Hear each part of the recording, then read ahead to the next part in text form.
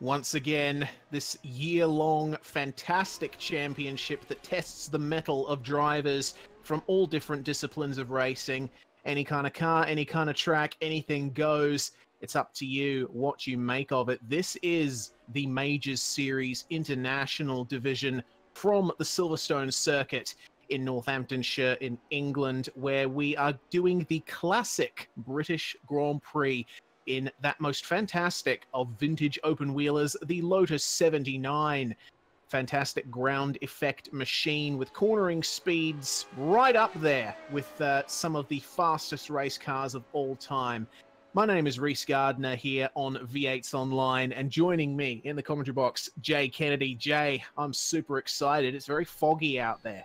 Yeah, it's really foggy out there, but I think that will help a few drivers out in how they set up the car and maneuver the car around. Lots of talks around strategy and lots of question marks around what drivers should or should not do, whether they fill up the car and just go for broke and see how far it gets them, or whether they start with 3/4 of a tank and pit for tyres, or maybe even pit for 2 tyre stops. The fuel will last the whole race distance. The tyres are usually pretty good, but the fall off does get pretty extreme at the end of the stint. Yeah, it certainly does. Of course, the Lotus 79 making its debut in the late 1970s era of Formula One, where races were still done on a single tank of fuel. Obviously, they are done on a single tank of fuel now, but back then it was not a widely done practice to refuel during the race.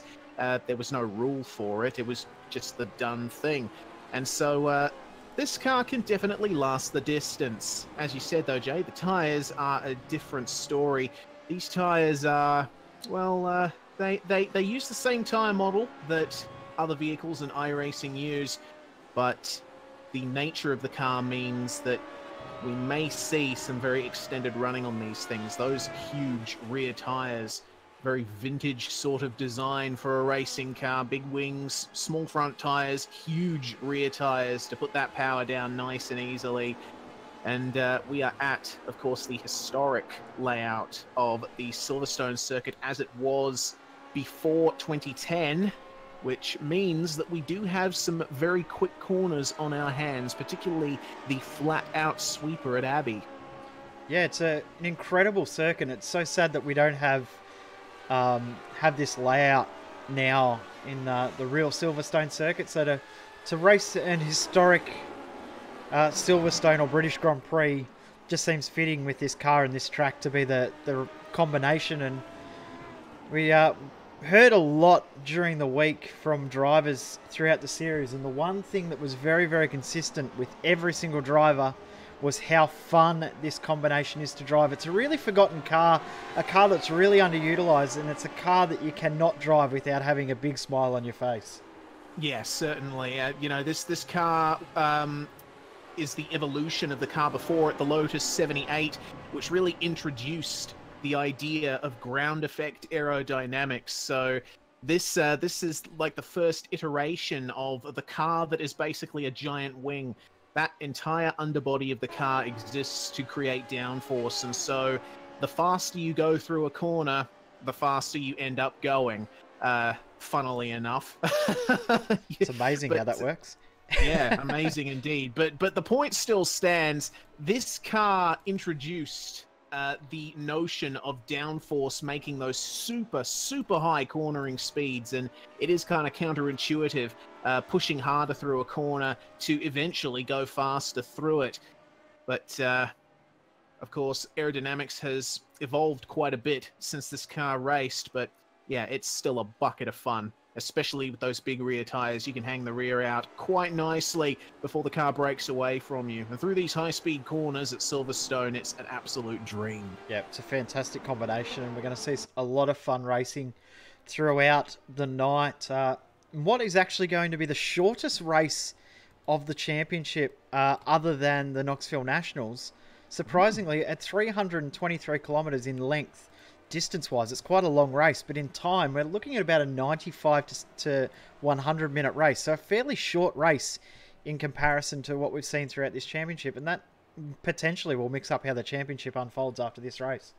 Yeah, certainly. It's that's actually quite an interesting stat you pull up there, and I think it really says a lot about the kind of championship that the majors is. Very, very much focusing on the endurance side of things. Of course, we're talking about sports car racing style endurance and just single driver, see how long you can last endurance sorts of races. But this race follows a pretty typical Grand Prix length of over 300 kilometers, and as you said, it's going to be relatively short by the majors' standards. And I tell you what, Kinetic, currently leading at the teams championship, they've got that pretty much wrapped up at this point. I think they're one of only a few teams still competing with a full squad in the championship at this stage. But looking at the practice standings, we can see drivers like Bo Albert and Scott Larnack on top there, with Dwayne Burns, one of the drivers who we've seen consistently in the top 5 or so. He's in 3rd place, doing very well once again. Yeah, and a few ring-in drivers coming in as well. We've got drivers that have come from other regions to jump in and race. We see, believe it or not, the Talk Inc. boys have actually decided to do practice of all things and have loved doing laps all week. They've actually put in some strategy thought into their race too. So I'm not sure how that'll go for those guys, because we know that they don't do a lot of practice. But the front of the field in qualifying was incredibly quick as well. We actually saw a driver miss out on the 107% qualifying rule. His qualifying time wasn't quite quick enough, because Scott Larnack in the last qualifying session absolutely blitzed the field and took the pole position away from everybody else. Yeah, very good job there from Scott Larnack to do that. And of course, he's still running very well up there with Bo Albert up the top. Albert actually the only driver in the 28s at the moment in the practice session. But I'll tell you what, our championship leader, Josh Nowak, he's only down in oh god, he's on the verge of the top 10 at the moment, it seems. So he's got a bit of work to do if he wants to try and keep that championship lead going. Yeah, he's hasn't got a very big lead either. I know I was talking to John King earlier as well. The whole Kinetic team really struggling with this circuit and this car. So a good chance for some other drivers to gain some points from outside of that group. And Jake Fox, unfortunately, he's had a change of job, which means that he can't race on weekends anymore. So he's going to have to give up that 4th place in the championship and give up that really, really good spot he was sitting in. But championship at the front, Nowak in the lead, but have a look at how close it is between Norton, King, Fox, and even Dane Burns in 5th. It's a very, very tight championship. Yeah, it certainly is. And as I said, Dane Burns currently sitting in 3rd in the practice session. I would assume that his qualifying time is equally as impressive, but we'll see what happens when we get to the race very, very soon. But between Josh Nowak and Christopher Norton, it looks like it's going to be a battle in around the midfield towards the top 10 for those guys, with the drivers that have come out to give the 79 a bit of a ringing. But that should definitely spice things up with some less points up for grabs for our regular competitors. Yeah, exactly right. We'll keep the field nice and close at the top with the ring-in drivers that have come in and taken the top or the higher spots away. Those guys fighting for the mid-table points in this race. It's going to make it a really interesting battle. And as we go on later in the championship, the Spa 2.4, the next round, we're going to see a really, really tight championship at the top.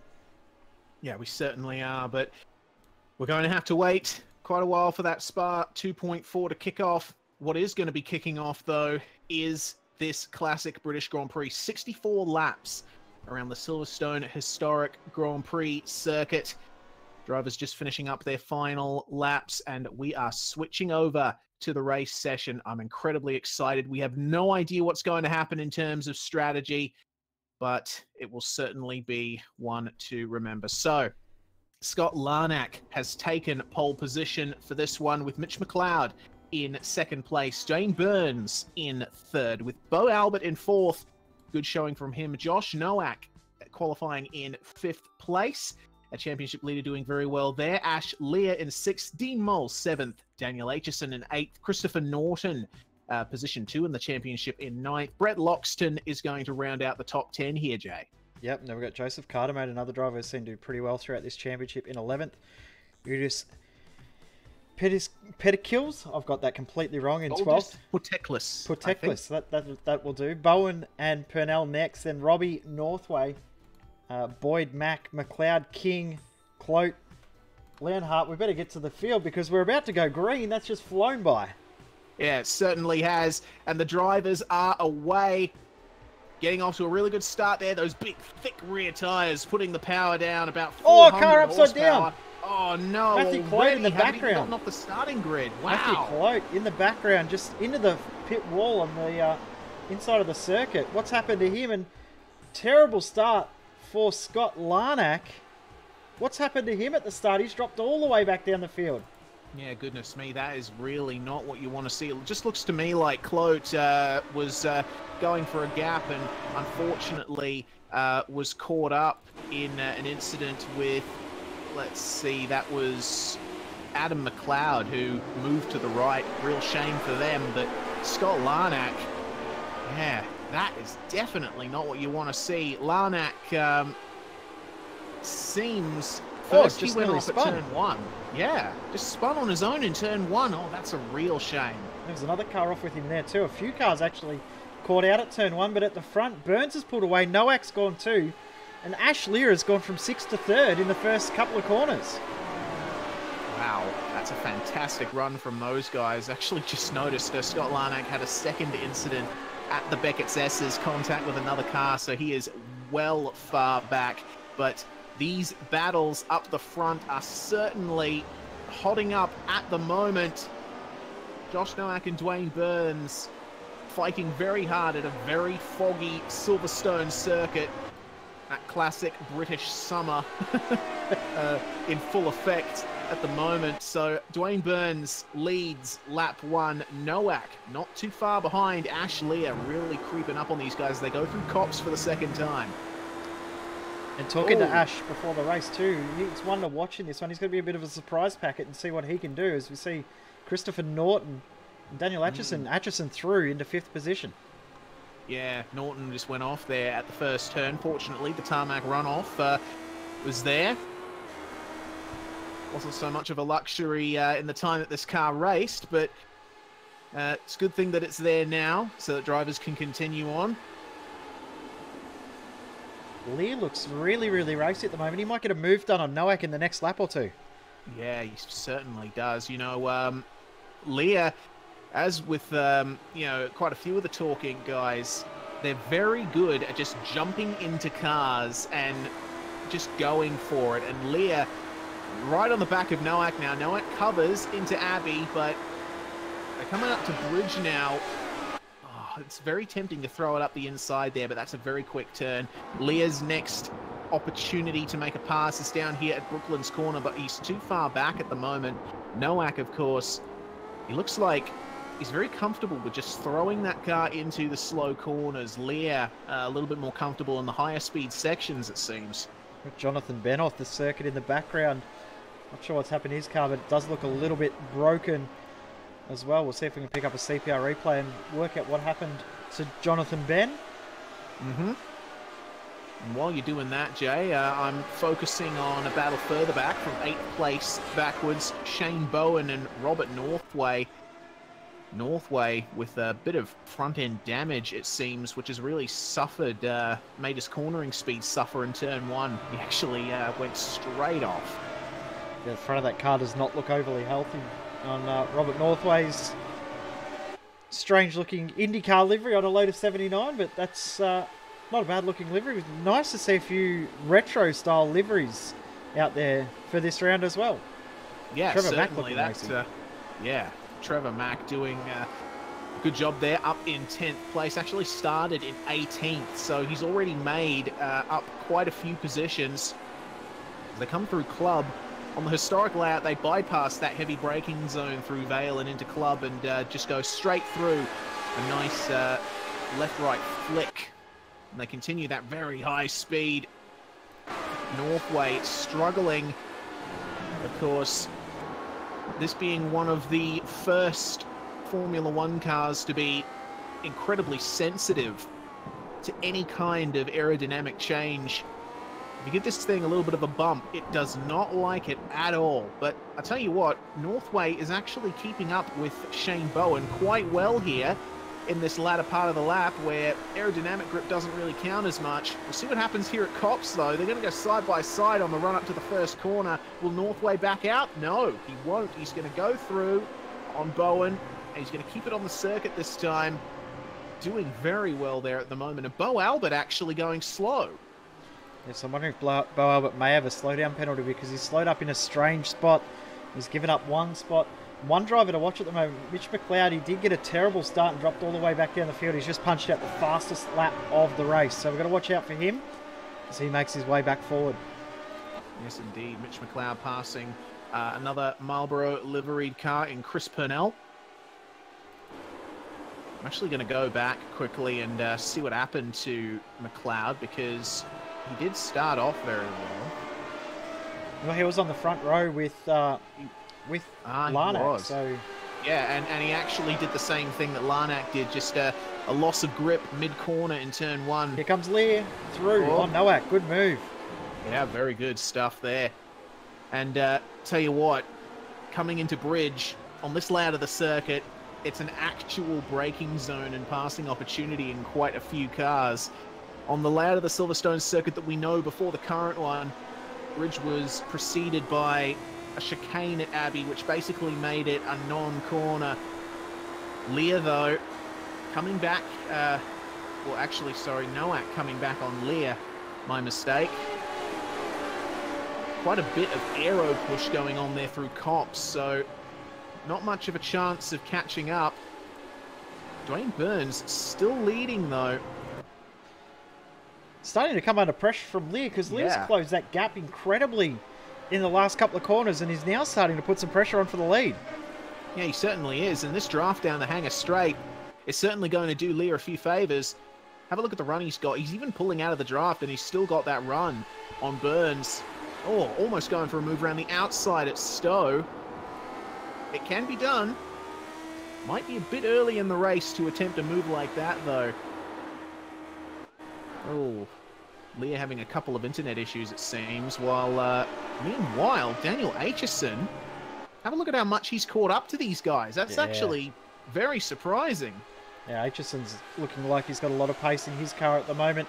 Got the car set up really well. He's going to get the move done. Oh, he did. Oh, just chopped the nose off there. There's Nowak. That was pretty close. It certainly was. You know, Nowak's had Lear do that to him, and so he knows what's coming. Through this latter part of the circuit, the very slow section, Priory, Brooklands, and Luffield, it's very easy to experiment with your lines and see if you can get a move done.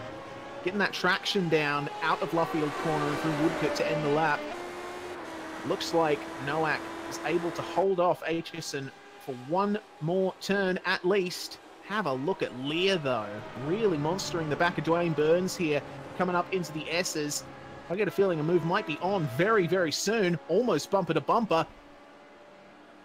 Oh, and this top four, well and truly broken away from the rest of the pack. But looming in the background, I can see a certain Christopher Norton starting to catch up. Yeah, and his pace isn't too bad as well. So his pace is pretty close to this lead pack. And here comes Lear. He's right up in behind the rear wing. He's going to have to go the long way around. I don't know if he's going to be able to do it this time. Yeah, certainly not. This car has oodles of downforce, but not quite enough to get a move done that easily at Stowe. It does take quite a bit of skill from the driver. You see a little experimentation with lines there, or is it aero push? Who knows around here. But Lear with a very good exit from club, and now Aitchison trying to get the move done on Nowak around the outside. Lear for the lead, side by side. Goes through. And there we go. Burns almost into the grass. And there we go. Aitchison getting the move done on Josh Nowak. Oh, goodness. Contact. Or is he? Oh, very interesting racing going on here. Aitchison just losing the rear slightly. He's trying to hold the outside round Luffield, but he can't quite do it. And this has really benefited Christopher Norton in his pursuit of these guys. Yeah, and have a look at the gap that Lear's already pulled as well. He's already pulled 0.7 of a second from Burns since he's got through. So Lear has some great place. McLeod, he was back in 13th last time we checked. He's now up into 8th, so he's making moves in the background as well. Goodness me, Mitch McLeod, an excellent run from him so far.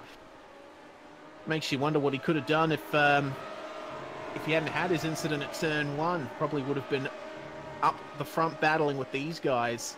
And Lear is basically leaving these guys in the dust. Nowak versus Aitchison, though. Aitchison is going to go for the move on the inside here at Stowe, but Nowak's going to hold it.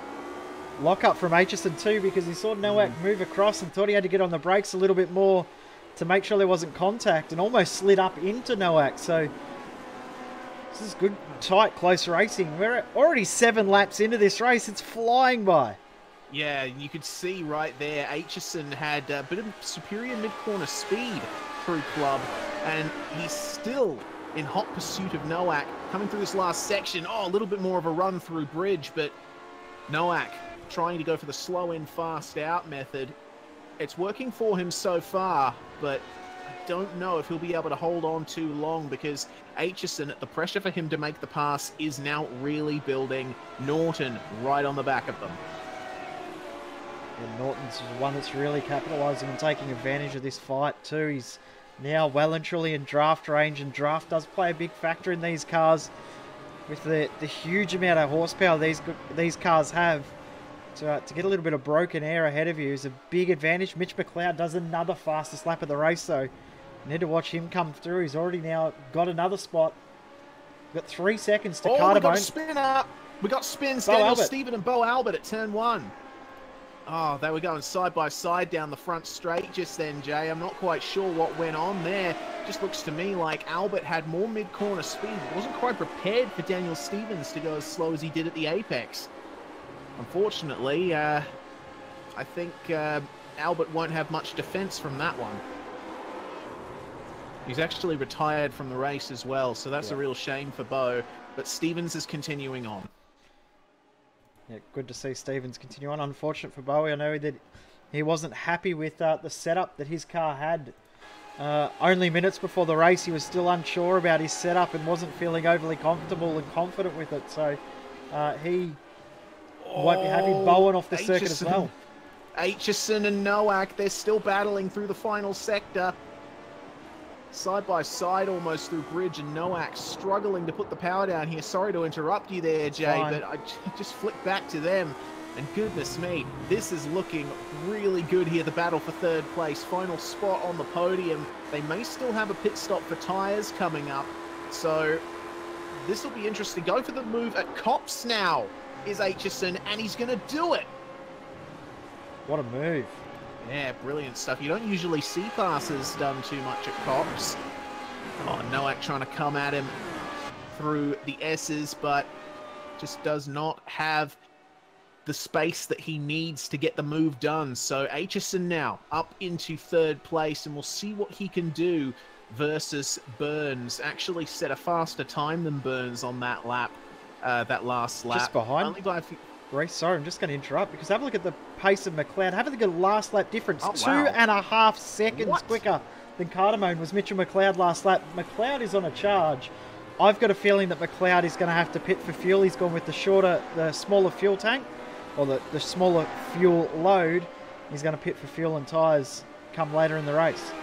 Yeah, certainly, and he's already, look at the run that he has. Cardamone is going to lift off and let him go. No point in fighting that hard of a charge from Mitch McLeod at this point in the event. So McLeod now up onto the back of the top 5, which is a very impressive run considering his lap 1 troubles. Yeah, exactly, and he'll be right on the tail of Christopher Norton probably at the end of the next lap, or maybe even halfway through this lap. And Aitchison now already on the tail of Dane Burns. That's very impressive. Awful lot of slipstreaming room here at Silverstone. Plenty of room to get behind the car in front and allow the hole-day punch in the air to assist your straight line speed. Because it's offset by some of those really quick turns, as you probably just saw with Aitchison trying his best not to understeer off the circuit. He's got a run though on Dwayne Burns. This could be it for 2nd place. Burns isn't going to try and defend the position. And it looks like Aitchison is going to get it done at Stowe. Very good moves.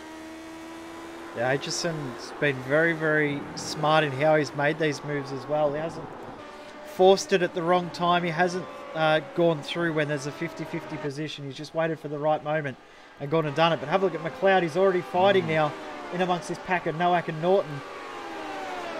Yeah, oh goodness me. It's very hard to pick your place in a side-by-side battle through the Abbey Kink. Oh. Norton, tiny bit of grass on those outside wheels. He's going to try and defend from McLeod, but will he be able to get it done? And he just gets on the brakes. Oh, McLeod, big slide. It's giving Norton a little bit more of a chance, but Norton may have to swap back inside here. Just cannot get on the throttle at a impressive enough rate to compete with McLeod there. It's given Nowak a bit of a gap, but we've seen the pace that McLeod is capable of, so I think it's only a matter of time before we see another close battle. And even with that pass and mistake, he was a full second faster than any other car in the field. That's absolutely insane pace. So incredible pace at the moment from McLeod. So at the front, Ash Lear now leads by 3 seconds over Daniel Aitchison, who's already pulled a second on Dane Burns. Josh Nowak in fourth, but I don't know for how much longer that will be, because McLeod, he's right there on the tail now already. Yeah, he certainly is. Lots of straight that Mitch can use to draft up to the back, and they've actually got some lap traffic here in the form of Matthew Clote. So that shouldn't be too much trouble, though. Plenty of space for Clote to just lift off and let these guys go, but not quite close enough at the moment, so they're just going to play on. Clote letting them by. McLeod goes side by side here. He's going to get the move done on Nowak. Excellent stuff there. Tiny bit offline, but I think that position is safe. Yep, so McLeod now up into fourth, back fighting his way back through the field, and been a good drive for McLeod after one little mistake, and he'll be now head down, bum up, and trying to hunt down his teammate and race leader in Ashley Lear. He's got 7 seconds to get him, or to get to him, but at the pace that Mitch has got at the moment, I don't think it'll take too long for him to be fighting for the lead. Yeah, certainly not. Just bringing your attention away from that briefly, our pole sitter Scott Larnack, he's currently down in 20th position. He hasn't made as good a recovery as McLeod has, so I'm still going to be watching him with great interest, because he's coming up to Brett Loxton. We'll see what Larnack can do from here, but now I don't know if he'll be able to quite get it done. He does have a bit of aero damage from his other lap 1 incident, so his pace may be suffering ever so slightly.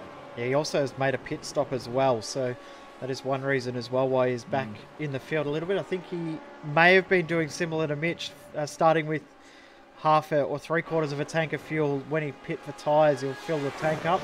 I think he's decided to do that early and just get himself out there and keep going. Yeah, which is fair enough. If he just gets out there and puts those laps down nice and consistent, he'll be there at the end when everyone else starts to falter. So, slow burner race from Scott Larnack. We'll see what the TTL driver can do, but Mitch McLeod now almost right on the back of Dwayne Burns. The gap last time when they crossed the line between McLeod and Lear was 7 seconds exactly. It is now 5.9 seconds, so another 1 second advantage to McLeod over the entire field. Oh, we've got incident in the background, though. We've got Daniel Stevens and Brad Matheson. Looks like they may have come together. We've got a CPR replay. Yes, indeed. That's certainly not what you want to see. So Stevens still facing the wrong direction there. Just looks to me like Stevens had some great pace in that section of the circuit, and Matheson just slowed down quite a bit coming into Priory. Obviously that caught out Stevens, so not sure what the go was there. McLeod through on Burns and now up into 3rd position while that replay was on. Just a nice easy move, just using the draft. And now next car for McLeod is Aitchison. 2.5 seconds up the road, but on the pace at the moment, that is about 3 laps.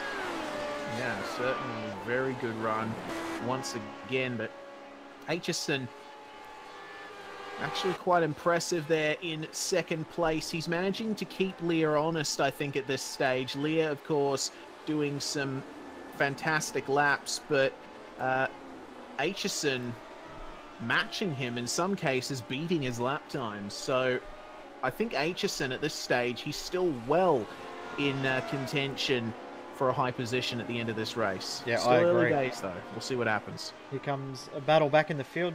So getting pretty close between Shane Bowen and James Robbie. Robbie going around the outside. Whoa. Whew, and he's got it done. Wow, fantastic stuff there around the outside of Abby. And Bowen is attempting to respond here very hard into those couple of turns, as I see Matthew Clote has retired from the race. It's a bit of a shame. His car was damaged again after being upside down before he even got across the start line. His race went from bad there to even worse later on. So unfortunate, as we've just seen Scott Larnack come past John King. And John was talking to me earlier, and he was saying that he's really struggling, not necessarily with the car, he just can't get a feel for the circuit as much as anything else.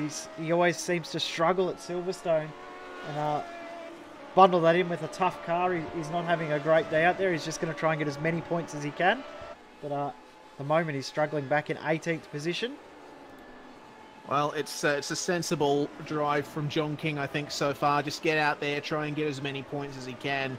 He does maintain third place in the championship. He probably will for this race if he ends up finishing in a good position with Burns where he is. We'll see what happens, though. John King, he was definitely the class of the field in the early part of the season, actually leading the championship for some time. But yeah, as you said, he's been struggling a little bit here at Silverstone. Looking at 5th and 6th, Dwayne Burns and Christopher Norton have closed up rapidly here. Yeah, they have, and there were all three cars with Nowak ahead. They were separated by about a second not that long ago. Just a little bit of good luck for Nowak in where they passed that lap car just behind them, that being Lionhard, who's just lapping out there and just trying to bring this car home. But just ahead of them, McLeod is now already on the rear of Aitchison. I said 3 laps, it's only taken 2. Yeah, not long to go here. I think a maximum of 3, maybe 4 straight line sections, and McLeod will be right on the back of him here. We'll see how they go through this section. The very slow end of the lap, which isn't quite the case anymore. That entire section from Abbey all the way to here at Brooklands has now fallen out of use. It's actually a spectator picnic area now with the current layout of Silverstone, but here in the virtual world it is still providing a challenge to drivers around the world. And Aitchison versus McLeod now, coming over the line to start lap 16. McLeod was 7/10 faster that time around, so well and truly on a charge. Let's see how we go here through the S's. And almost equaled McLeod's fastest lap of the race last lap around, only 16 thousandths of a second off his previous race lap record. So some very, very good pace from McLeod. And Lear will be running the same setup from the lead as McLeod, but we'll probably be starting to worry a little bit about the pace of McLeod at the front there. He's coming along very, very quickly. Yeah, he certainly is. Right onto the back of Aitchison now into Stowe. He got a great draft down the hanger straight. And Mitch has set up quite a few of his passes through here at Club. You can see he's just got a slightly different line than everyone else, keeping it a little tight to the inside on the exit. That's really helping his run down the following straight. And Aitchison will have seen him coming here. And it's going to be, I think, a pretty easy move there for McLeod down the inside at Bridge. Yep, so through goes McLeod. His next target is the race leader in Ash Lear. Gap between he and Lear is 3 seconds. So McLeod, oh, big sideways moment there though. Oh. That was a big, big wiggle. But no doubt we'll see these two cars get very, very close over the next few laps. But these front three They're blitzed away from the rest of the field. The gap between Lear and Nowak in 4th is out to 12 seconds. Jeez, that's a fair margin to have at the moment, especially considering it's only lap 17 rather. Got to battle back in the field. 13th and 14th in, 12th and 13th in this race. Dean Mole and Rory Boyd. Boyd trying to get past Mole here. Mole with a little bit of damage to the front of his car, but doing a very, very good job holding off Rory Boyd in the background. Yeah, he definitely is.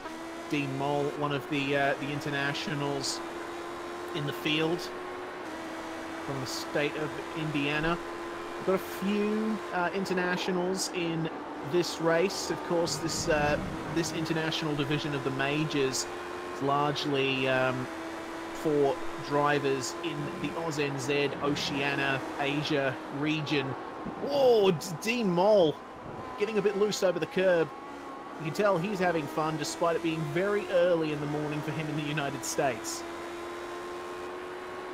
There's a few drivers that join us, I mean, very, very early on a Sunday morning to race, but with the competitive field and the competitive nature of this championship, as Boyd had to get on the brakes really aggressively. Why wouldn't you get up early on a Sunday morning to race with these guys? Oh, around the outside goes Boyd. Oh, just caught the grass. So that gives Dean Mole a little bit of breathing room for now. Just for now, though. It won't take long. McLeod, fastest lap of the race, a 29.0. No, we've got 3 drivers into the 29s on the last lap round. Everyone else is doing 31s and 32s. Yeah, goodness me. And Mitch pulled a second or so on Ashley at that time around. So your teammate is coming, Ashley. Yeah, talk a little bit greedy at the moment, but I'll be running next week in the Pacific region, and being teammates of mine, I'm looking forward to running with this setup. It looks like these guys have got it worked out. Yeah, certainly it seems that way. Mitch just has that section of the circuit completely worked out, down pat. Seeing some brilliant driving from him through the club section. I do think a lead change is almost inevitable at this stage. Ashley is still doing some very good lap times up the front. This is actually his first 29 of the race, the lap that he did last time round. He was hanging around the mid 1 minute 30s for much of that time. We'll see how fast he's going to go this time around. Crossing the line at Woodcote, and it is a 30.117. Mitch, a 29.188. So another second or so taken out of Lear. And I think the move will be done on this lap. They do have more lap traffic, though. Scott Griffiths through the S's. Of course, the big thing we did say before, we were wondering if McLeod has gone for that strategy of not taking a full tank of fuel and pitting for tyres later on. And if he is doing it that way, he's already built 15 seconds to the nearest rival on a similar strategy. So potential for this to actually work is quite high at the moment. If they've got the fuel numbers right and worked it out in the length of a pit stop properly, I think they should have no issues maintaining the gap that they've got at the moment. Yeah, certainly not. And Mitch did something interesting there. He held back a little bit on the pass at Stowe. Didn't quite be as aggressive as I thought he would be. Looks like he's actually taking the opportunity to sit behind Lear for now. Well, these two will be in communication with each other, so maybe they're trying to work out the best way to tackle it for now. Maybe they will wait a few laps before a pass is made, or maybe McLeod follow Lear and maybe talk him through some different lines that he's worked out himself. And you never know what sort of strategy games these boys will be playing, but they will be talking and communicating quite aggressively right now.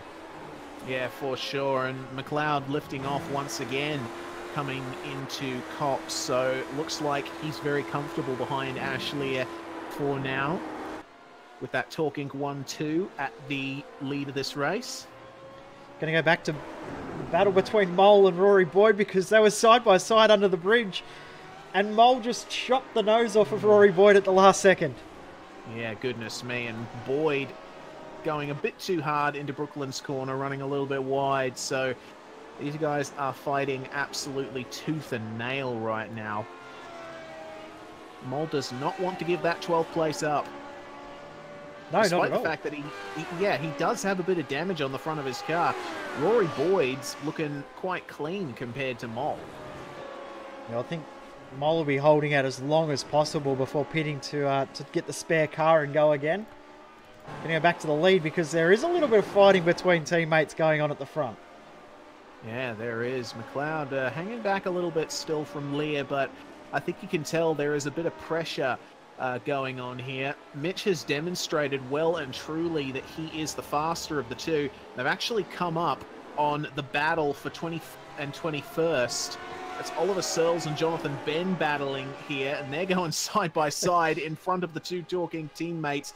They won't be liking what they're seeing here too much, as Ben actually goes for a big slide, and Searles had to back out of it a little bit. Of course, they got to let the leaders by now, and both of them do so actually very efficiently. They've kept themselves together. They haven't tripped over each other. They've let the leaders by in due course. That is how you let lapping cars by. Good job, guys. And what they've done as well, they've maintained the gap between each other as well. But here comes McLeod. He's going to take the race lead away from Lear and do it quite easily. Yes, indeed. Just on the brakes slightly later than Lear. Using the downforce to his advantage, and he is through. Now, from this point forward, I think it would be the course of events for Lear to stay as close to McLeod as he can, get a bit of draft, save a bit of fuel, make sure that he can get home nicely. So just that's that done at the lead. Just getting a CPR replay of Dean Mole and Rory Boyd. Mole with a big mistake, and then there was almost contact between Mole and Boyd coming through Abbey, and Boyd now has that 12th position taken away from Dean Mole. Yeah, he does, and that mistake from Mole, easy to do in that part of the circuit. Certainly not something that you uncommonly see. Drivers getting on the throttle a little too early and running wide, but that's that done. Go back to the battle for 4th because it is back on again. Nowak, Burns and Norton all separated by under a second right now. Yes, indeed. Looking very interesting here. Down. Oh, car in the fence. It's 666. Oh, no. That's Uldis Puteklis, and he's back in the garage. Getting that car towed back. Take a look and see what happened to him. He was going through club. Oh, well, that's very odd. He just went straight into the grass. I think that might have been a hardware failure. Yeah, possibly. That. I was about to say if it was something strange in him going off the circuit, that may have been the rear wing that's caught him off guard. But yeah, that's some sort of failure there. And in the pits is Robert Northway. So it's interesting. From in the top 10, he's come in 9-second pit stop. So fairly sure that's tyres. Back out he comes. Yeah, just going to go back in there and double check. He did get that fast repair done on his car, so there's a shiny brand new nose on that thing, but I didn't see him get up on the jacks to get the tires changed, so I think that might have just been repairs. Okay, so that's a little bit of a surprise. Well, I mean, if it's affecting his pace that much, then it's beneficial. Yeah, you're right. Have a look at the lap that McLeod just did, though. Fastest lap of the race. We're now into the 28s, 28.7. That's on par with the fastest times that Albert and Larnack were doing in practice. So that's pretty impressive on tyres that are 23 laps old. Of course, these tyres do last quite a bit, but you know they're always at their best when they're fresh, aren't they? But great pace from McLeod. He's absolutely left Lear for dead at the moment. Daniel Aitchison, meanwhile, that's he's actually matching Lear at the moment, so we might see them come together pretty soon. Larnack's just gone past Rory Boyd as well, so Larnack back into the top 10 in his redemption drive. Yes, indeed. And Uldis Puteklis is now back out onto the circuit. Larnack, So, 2 wheels in the grass into turn 1, though. That was very, very lucky for Larnack. Almost looped it around. Yeah, wow. It's an easy thing to do here. High-speed corners and a circuit constructed out of the perimeter roads of a World War II airfield. Plenty of grass around here. It's always green, too, isn't it? Oh, yeah, always green. You don't see it a horrible shade of tan brown like you do here. Go back to this battle for 4th, 5th, and 6th. All very, very close. Oh, McLeod yeah. does another fast lap. Goodness me, picking their way through lap traffic and trying their best to find space. Nowak just making his way past Scott Griffiths, and Burns and Norton almost got into each other trying to make their way around Daniel Stevens. So have a look at this. Oh, Norton's exit compromised ever so slightly by the presence of the lapped car, but he hasn't lost that much time to Burns. I didn't do too bad a job getting through there. Coming out onto the hangar straight, this is where the magic tends to happen. If you're stuck behind a car through the corners, you can definitely get past them here into Stowe. And tell you what, Griffiths and Stevens in the distance definitely making use of that section of the track, and that is going to be Daniel Stevens through into P20. Yep, so Stevens on a bit of a redemption drive as well. He's come in and got his car repaired into the spare car and back out again after some issues we saw earlier on. A gap between Nowak and McLeod in the lead of the race is now out to 24 seconds. Have a look at the last lap time for Nowak in comparison to McLeod, though. Last lap, Nowak at 23.0, McLeod 28.6, another fastest lap of the race. Yeah, certainly. That 32 from Nowak, just not. It's just got nothing against McLeod's pace at the moment. But having said that, Nowak is, all things considered, doing a pretty good job in 4th place. He's managing to stay ahead of Burns and Norton for the moment. He's doing everything he needs to try and protect his championship lead. Yeah, exactly right. He's got to do everything he can to get as many points as possible and drive really, really smart and play a sensible game. And the one positive in his favour is that if he's not having a great day, there's a few others out there in the championship hunt also having a not great day. So probably not going to be impacted as much as what might have been. Yes, indeed. I want to bring your attention to something else happening a bit further down the field. 7th and 8th, Joseph Cardamone and Trevor Mack. They're currently making their way past Scott Griffiths, and Mack got very close to Cardamone a few corners ago. I'm looking forward to seeing how this one turns out. The last lap, Mack was a full 1.1 seconds quicker, so Trevor Mack with some good pace in his car at the moment and looking to capitalise, and he won't be far before he's alongside Joseph Cardamone right now. Yeah, certainly a big long straight line section of the circuit here, so that's allowed Mack to catch up nicely to Cardamone. But now comes the very awkward final section. Struggling for grip in these cars. Super hard suspension in these things to try and take maximum advantage of the ground effect, and Cardamone off. So that is going to allow Mack through. Cardamone just getting on the throttle a little too early into Luffield, compromising his exit. Very easy to do as well. Just a little bit understeer, and the grass really does, the dirt really does creep up very, very quickly. That curb looks really appealing. You can take so much of it, but all of a sudden it just disappears and then you're in the dirt. Yes, indeed. So Dwayne Burns making his way past Oliver Searles in his continued pursuit of Josh Nowak. Not much of a change in the gaps between them. I was about to say that gap spread a little bit.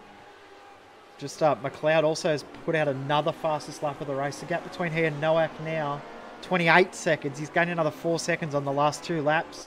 The only driver doing 1 minute 28 at the moment is McLeod. The next closest is Aitchison He's doing 29.7s, 1.1 seconds slower a lap. Yeah, so Mitch McLeod has certainly got the race pace of that car worked out, but I don't know what his strategy is going to be in regards to fuel. It certainly wouldn't be a splash and dash type situation with this kind of pace. No, you'd be thinking he'll be in around about lap 32, 36. Come in and fill it up and get it home, but not sure how much testing these guys have done in regards to fuel burn and fuel input, how quickly the car does take fuel, and whether they've worked out how much fuel they need at the stop and all that sort of thing. But they'll be trying to work it all out on the fly and hope that they've got it sorted. So we're going to go to the battle for 16th, 17th and 18th between Matheson, Bowen and King. These guys are all lapping almost identical pace. They're just slowly creeping themselves closer and closer together. Yeah, they certainly are. And Matheson looking to have a very damaged car there. He's got bumps all over it. And his cornering speed is not the best through that section. You can see Bowen just caught right up to him, a matter of about a second's worth of time in the space of one braking zone. Ooh. And goodness me, Matheson having a lot of trouble with the handling of car number 370 right now. So Bowen, I think, will want to get past him as soon as he possibly can. Around the outside of Copse, though, I don't know if that can be done. And Bowen very wisely ducks out of that one. So it's going to be a few more corners yet before this one's worked out. How quick is Matheson through the Beckett's S's? Seems to actually be very good on pace through there. It just seems to be that run from Bridgeton to Priory where he seems to be very slow compared to his competitors. Yeah, just that one section that he doesn't look like he's overly comfortable, overly confident. This could be the way the car's set up as well. And have a look at who's just behind these guys. Is Ash Lear. So Lear from second position. And that gap between Lear and Aitchison is starting to close. It's under 2 seconds. And Aitchison is now looking like he's got a little bit extra pace over Lear for second and third. Yeah, it definitely looks like it. I think Lear, with his charge up to the front, may have used up a bit too much of his tire life, and now Aitchison taking advantage of that as John King lets both of them by. Of course, he gave up a lot of time there to Bowen and Matheson, and Matheson once again very slow through Priory. He lets Lear go, but he's still very much involved in this fight with Bowen and King further back. Aitchison trying to make his way past. Three wide. Oh no, Brad! Careful, mate. Oh, this is awkward. Very awkward. Oh goodness me. Okay. Oh dear. There we go. Matheson round in Copse. Oh. I mean, I don't know what the right course of action really was in that situation. You've got Bowen and Matheson going side by side. Aitchison trying to lap them, but I don't know. Who do you give precedence to in that situation? Either way, it has worked out. Obviously not in the favour of Matheson, but now Aitchison and Lear can continue their battle. Yeah, I think Matheson probably needed to get out of the throttle there and didn't really have anything to fight for. He could have come back against Bowen if he didn't let him through. And just going to go to another battle because Chris Burnell and Scott Larnack side by side across the start line here. Oh yeah, Larnack continuing to make his way up the field, so he now moves into 9th place at Copse Corner. Now obviously with the pace that Larnack has, I do think... Oh, goodness me, Purnell. That's not the right circuit. Just a bit too much curb. Oh, and the rear end of that car's been destroyed. Real shame there. CPR replay that. I reckon that's just been caught out a little bit, been out there by himself for so long. Having another car ahead of him, or a car ahead of him for the first time in a long time, just gets a little bit distracting when you haven't seen one for a long time, and probably just missed the braking marker. Took the corner slightly different from what he normally had, and that's really hurt Purnell there.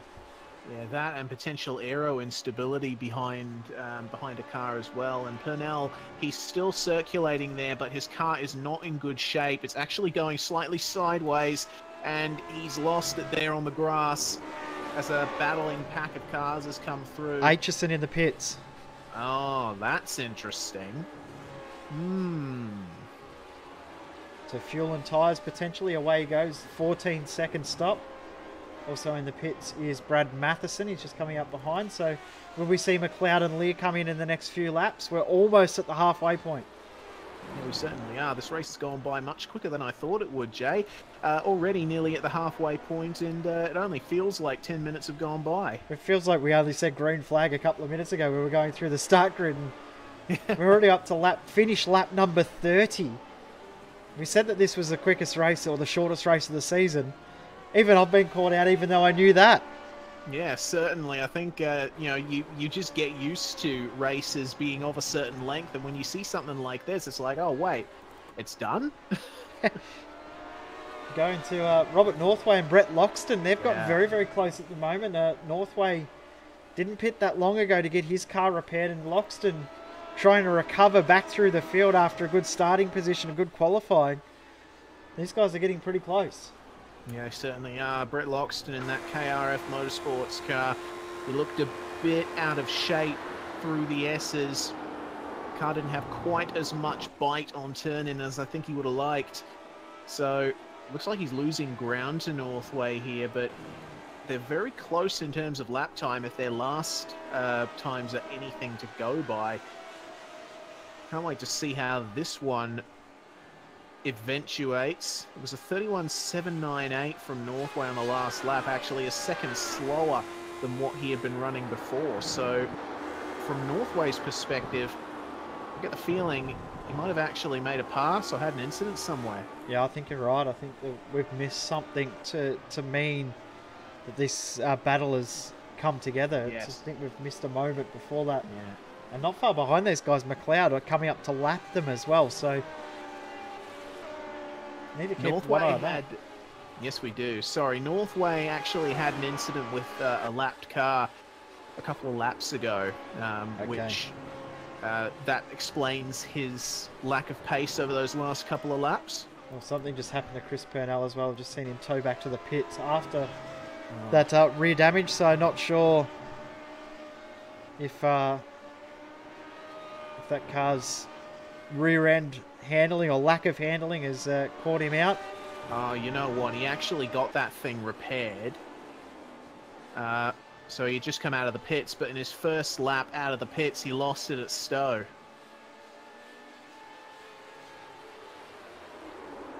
So that's a real shame for Chris Purnell. He just got caught on the outside where the marbles are, and I think at that point, he just had enough. Yeah. I don't blame him. Yeah, I don't either. It's a tough car to handle and a tough car to drive, this thing, and when it's going well and you've got it all hooked up, it is an absolute beast, with hard to drive without a smile on your face. But when it's not working for you and it's driving like a bucket of, you're not enjoying it, and you don't want to be in it. You want to get yourself out of it as quick as you can. Yes, indeed. It happens to me sometimes. It takes a couple of minutes, to find the right words to say. Yeah, I don't know what other words there I could have used. I think that was about as good as it could be. Yes, I think you did an admirable job with what you had at your disposal, Jay. McLeod, 28.3. Wow, he's still just smashing out those fantastic lap times. Next fastest driver on track is Larnack, doing 29.8. And also Northway, 29.9. Every other driver's in the 30s and 31s. Yeah, so those three guys definitely have it locked down in terms of pace. Now, McLeod and Lear currently in the pit window. Actually, has Lear pitted? No, he's still going on. No, he hasn't. So, wow, that's... I mean, I knew that McLeod had pulled out a big gap, but I didn't realize the gap was that big. Goodness me. 15 seconds, but they've also got now 40 seconds between McLeod and Nowak. Lear to Nowak is 25 seconds, so both of these guys are pretty close to being able to pit and maintaining the gap that they've got. And also what they will do when they get tyres and fuel, they're going to have a smaller fuel load with the fresh tyres, so similar fuel to the other guys, but they're only going to have 2, 3, 4 laps old tyres versus 40 lap old tyres. Yeah, McLeod, Lear and also Aitchison are in a really good spot right now. Well, they certainly are. McLeod coming around Luffield. We'll see if he decides to stay tight and come into the pits. No, he won't. Not this time.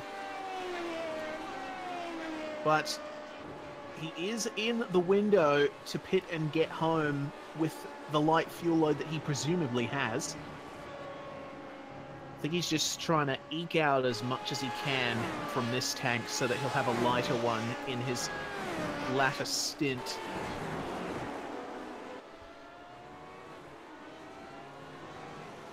I tell you, one battle that has not let up is Dwayne Burns and Christopher Norton, Jay. I was about to say we better go back to this battle between Burns and Norton, because they did stretch it out to about 1.5 seconds at one point, but Norton's come back in the last few laps, looking really strong again.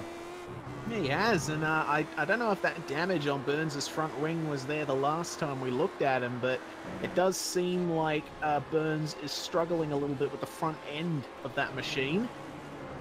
The front left looks a little bit crinkled up, doesn't it? Doesn't look quite right. Probably bounced it off a curb a little bit too aggressively and has bent that out of shape a slight little bit. Always a possibility, but wow, have a look at Norton. A much more direct line to the apex through the Beckett section. And who have they got ahead of them? Josh Nowak still maintaining that third position. Nowak's done a very good job so far to keep the gap to those guys going.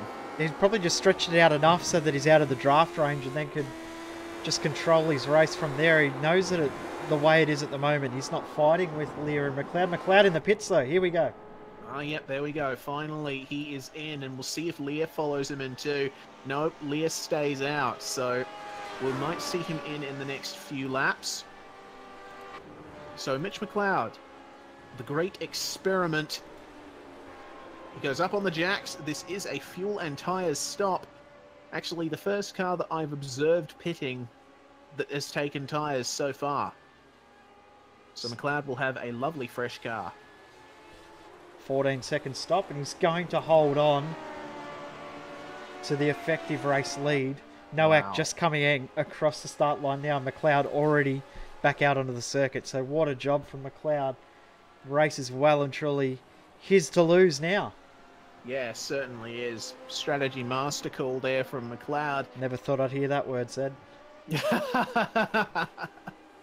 Oh, the banter never ends, does it?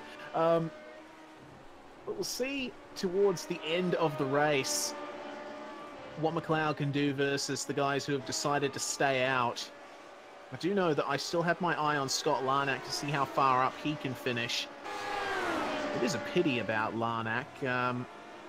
If he hadn't made his mistake in turn one, I do wonder what the case would be, where he'd be now. Well, one thing that I'm... Sorry, Reese. One thing I'm a little surprised on is Aitchison. His pace has not looked that great since he's come out of the pit. So I'm wondering if he's put too much fuel in the car, a little bit of damage to the front nose of that car. But his pace since pitting has not been anywhere near what I thought it would be. Yeah, true. Very true. He actually set some fantastic times just before he came into his stop. He set 6 1-minute 29s in a row, culminating in a 29.5 on lap 27. That's really good stuff from him. But yeah, ever since he came out of the pits, he's been languishing in the 31s and even 32s. So that is a bit concerning.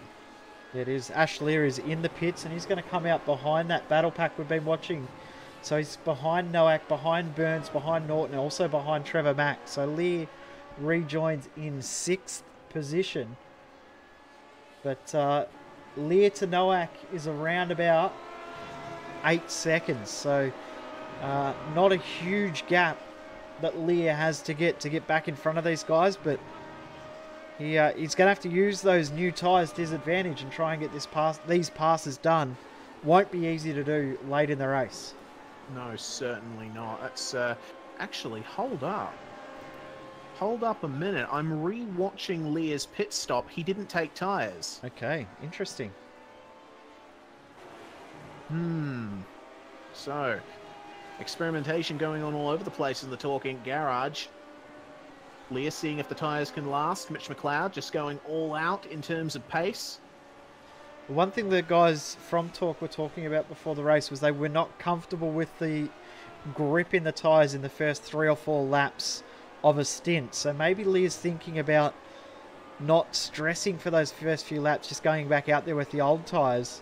McLeod's gone, well, I don't really care. I'm going to go out there and give it my all and see what happens. So my thinking that's what they've done strategy-wise is Lear's decided he didn't want to worry about those first couple of laps on cold tyres and stress about the lack of grip. McLeod's not stressed about it at all.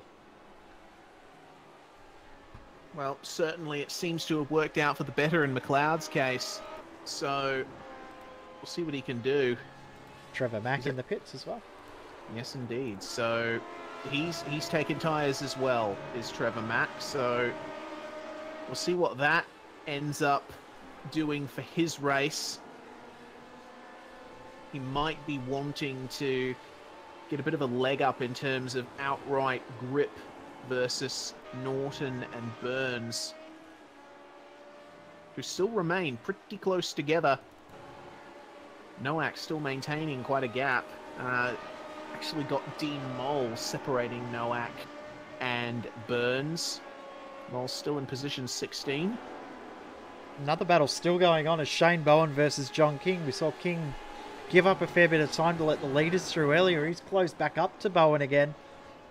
And these guys are very, very close. They also have McLeod behind again. But King will be trying to take as many positions as he can to try and get himself back up in the championship fight and maintain that close gap at the front of the championship.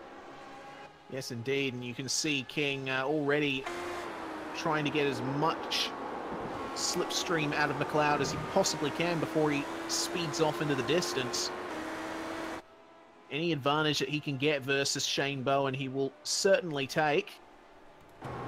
Bowen nursing a little bit of front wing damage, and oh, that's probably not the most advantageous place to let McLeod go, because it means his run onto the straight has not been the best. Actually, hold on. Bowen's keeping with McLeod. Just close enough to use the draft. I was going to say, just tucked in behind and used the draft rather than losing a huge amount of time. But King also was able to use some draft. He lost probably half a second in the end there to Bowen. So he won't be happy about losing that much time. And King now really close enough to give this fight a real red-hot go. Yeah, certainly. That's the kind of run that you want out of Club through Abbey and into Bridge. Bowen, we've seen him make a couple of mistakes in this section. I saw him briefly lose the rear coming through Brooklands on the last lap. Will he do the same this time? No, much smoother on the throttle this time. Take it nice and easy. This last section of the circuit is really catching a few drivers out, isn't it? We've seen a lot of mistakes in that section of the circuit where the car's going a little bit slower than expected, or cars just off in the grass, or running a little bit wide, or using a strange line. It's been a real deceptive section of the circuit. Yeah, certainly. Well, it really highlights the high downforce behavior of this car. It's one that's built for high-speed, flat, smooth turns, of which Silverstone has quite a few. But then you get to that slow section, the downforce comes off, the car's relying on mechanical grip again, of which it doesn't really have much, because it needs to have that hard suspension set up to take maximum advantage of the downforce in the high-speed sections. So the drivers are definitely learning the high downforce struggle if they have not experienced it before. Go back to Burns and Norton, because Norton now is right on the tail of Dane Burns now. Here we go. And that's in the club section of the circuit as well. They're still dealing with Dean Mole, who's currently lapping consistently by himself. It looks like they've actually been held up a fair bit relative to Josh Nowak, and you can see Norton is really looking to make that pass. Mole lets them go here. well, he lets one of them go. Norton will have to wait at least one more corner before he gets his chance to jet past Mr. Mole. I don't think Norton will be too happy with how this has played out here. No, definitely not. He was right up close to Burns up until that point. And, you know, I do think that Mole had a right to slot back into line there. There was the space, but I think the circumstantial... Oh, that is not the preferred line out there. No, I would think not. And Burns has really gotten a good advantage in these last few corners. You can see that Norton is getting a bit frustrated there behind Mole. You can tell with the way he's his car, the body language, etc. That's probably damaged the front wing of that car too. It looks a little bit damaged now, that runoff at turn 1. Yeah, that's it. And that's going to influence the way air flows under the floor of the car. It's going to influence the stability through the high-speed turns, the amount of grip available to Norton. James will be in the pits as well. Alright, so Robbie is going to take tyres as well. So he's another one of those guys who likes fresh rubber. Here comes Norton side by side through bridge. Still not able to get it done. This will be frustrating Norton a lot right now. Yeah, and he'll be dealing with massive aero push from Mole. Certainly not the position that you want to be in. And you can tell Norton is trying his very best to try and get a leg up on Mole somewhere, anywhere. And, the frustration is getting to him here. Losing traction on the exit of Luffield. That's completely ruined his run. Burns will be looking at his mirrors and grinning like mad. Did a good job to hold on there. He just planted the foot down and there was no grip, but all of a sudden he found some grip again, but that would have been a big scary moment and another big mistake for him. There we go. Right off into the runoff at the S's too. So, and that is not the kind of re-entry that you want. That would have done more damage to the floor of the car. So, looks spectacular though. It certainly did. It wouldn't have felt spectacular in that sim rig. But Christopher Norton, I think his campaign for a podium position is not looking too bright at this point. I think you're right there. He's got very, very frustrated over the last little bit. I'm sure he won't be too happy. It'll be, hopefully for his sake, he's got someone in his ear helping calm him down a little bit and get him to concentrate again, because he's really close to taking a podium in this race. He really needs to get his eyes forward and focus again.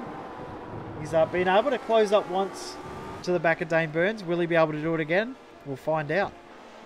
Yeah, certainly. But I think with the amount of damage that car has had done to it in the last lap, I'm not optimistic, Jay, honestly. I'm a bit on your side. I'm not sure that he can do it. He's got Lear as the car behind. 7.1 seconds separating those two cars. So we'll keep an eye on the gap over the next little bit. We've got 23 laps to go. This race is just flying by. It certainly is. We are almost at the... well, actually, we are past, I think, the 2/3 mark of this race. Pretty close to it.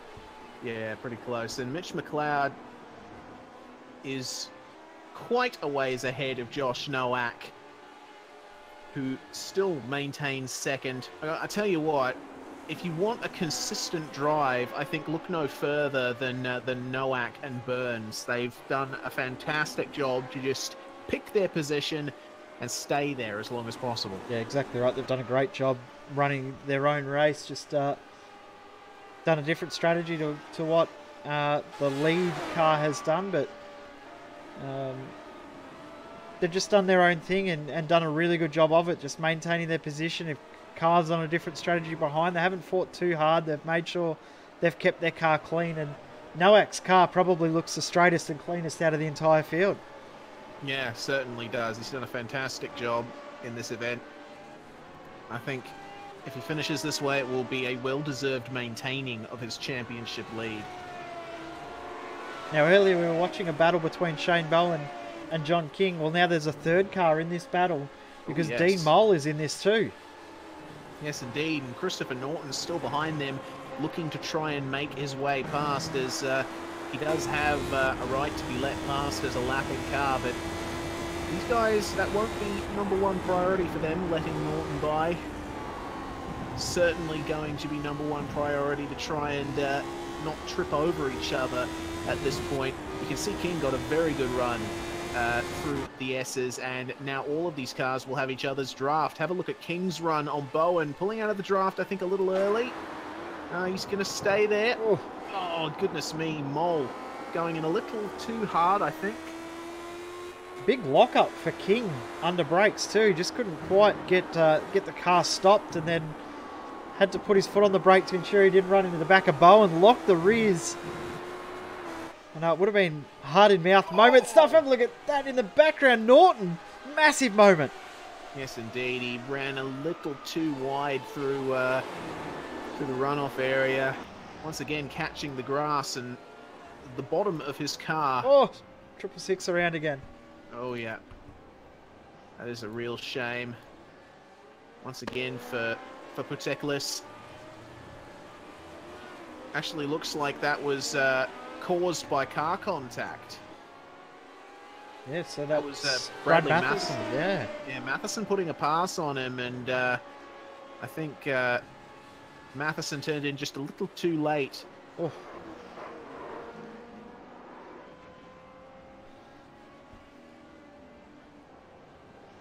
Well, I tell you what, Dean Mole and John King are well and truly together now.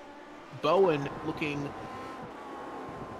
like he's in control of the situation here, just up ahead, but Christopher Norton now coming up to the back of King and Mole, and there will be fire in the belly of Christopher Norton after his encounters with Mole over the last few laps. There we go. Almost contact between Mole and King, and here comes Norton to try and get through. He might actually finally get it done up the inside, move done, and he will now try and hunt down Dane Burns ahead.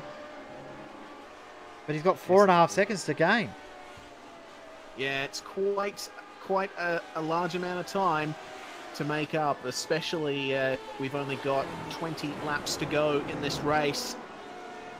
So Dane Burns looking calm and collected in 3rd place right now. Bowen will have quite a bit of work to do if he wants to try and get some of that time back. He does have a car with quite some damage. Bowen letting him by through Luffield. This is going to bring Mole into this as well.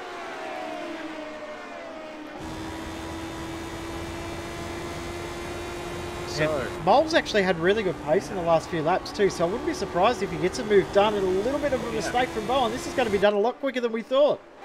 Yeah, possibly. If Mole decides to back out maybe a bit more. There we go. Smart move there. You can't really go side by side through that section of track without someone having an end in tears for them. This has brought King back into contention. Have a look at the run that Mole has already. Just got the traction down beautifully. And they got Rory Boyd just ahead of them too, who's just come out of the pit. So we've now got a 4-car battle for what is 13th, 14th and 15th. And one thing that was really smart about that move that Mole did, where he tucked back in behind, he did it really late, which forced Bowen really, really deep and forced him a little bit wide. It meant that that gap stayed really, really close. If he had tucked in behind a little earlier, Bowen would have taken the line as normal, and he probably would have lost a little bit of time. That's exactly it, and that's the sort of thing that people not familiar with racing don't really think about. It's how you set up a move. You got to do it well in advance, especially at a track like this. And now Rory Boyd is a sitting duck coming into the final section of the circuit. Shane Bowen and Dean Mole raring to go right behind him, and Boyd struggling to find grip out there. Bit of a snap through Luffield. That's going to force Bowen wide, and I think this is going to be advantage Mole as Boyd drops 2 spots. Actually gets on the brakes to let them go. Yeah, this is that cold tyre lack of grip that I was talking about before. Really struggling on this first lap, on his out lap, to get heat back into the tyres like the guys around him have got. They've got 45 lap old tyres, have Bowen and King. Big difference. Yeah, that's exactly right. You got to remember, this is an F1 car from the late 70s. Tyre warmers didn't even exist back then. So there was no way to get the tyres warmed up before the start of a race. It was all down to the driver as he drove the car around And now Mole on the back of Bowen. He's going to go for the move here at Stowe. Very popular overtaking spot, both in real life and in sim racing for such a fast corner. Mole gets it done. Yep. Tyre blanket had a whole different meaning back then, didn't it? To what it does now. If you said tyre blanket, you'd be thinking it would be something completely different. Now, one thing I've been watching over the last little bit, have a look at the gap between our leaders. McLeod and Nowak, 6 seconds. McLeod hasn't been able to get the lap times down as quick as I thought. Nowak is lapping quicker than McLeod at the moment by around about 0.3 of a second a lap. This is not over at the front. No, it isn't. That is very intriguing. So Nowak has managed to get back some form of pace on McLeod. McLeod actually only a 10th faster than Nowak on that last lap. So I think McLeod might just be in cruise mode at the moment now that he has that lead. Just going to try and maintain it now. But, you know, one mistake can change everything. Nowak still not out of this one. It's not done at all. And I'm just going to go back to Bowen and John King because now that Mole's gone through, they're back into it, these two guys. Yeah, they definitely are. And they are currently in the Beckett's S's, and Bowen just catching the grass slightly. Not the best run out of that section. So John King is going to have a little bit of a run. Not quite enough to make a move, though. Meanwhile, Ashley are coming through behind them to lap them, and Rory Boyd trying to tag along for the ride as he gets used to his new tyres. So Boyd dropped a long way back now, now that he's back out on the circuit. Trevor Mack in the pits again. Just Trevor's second stop. It is. He only went 10 laps before he's had to come back in. So I'm wondering if he's had some damage and getting a spare car going back out again. That's my thinking on what he's had done there. He's stopped and going again. Now his front wing doesn't look in as good of a state as I remember it being last time I looked at him. I'm not seeing anything happening to him in the last few laps though, so that's an odd one. Bowen and King still nose to tail. They've got Lear just tucked in behind. Lear to Norton.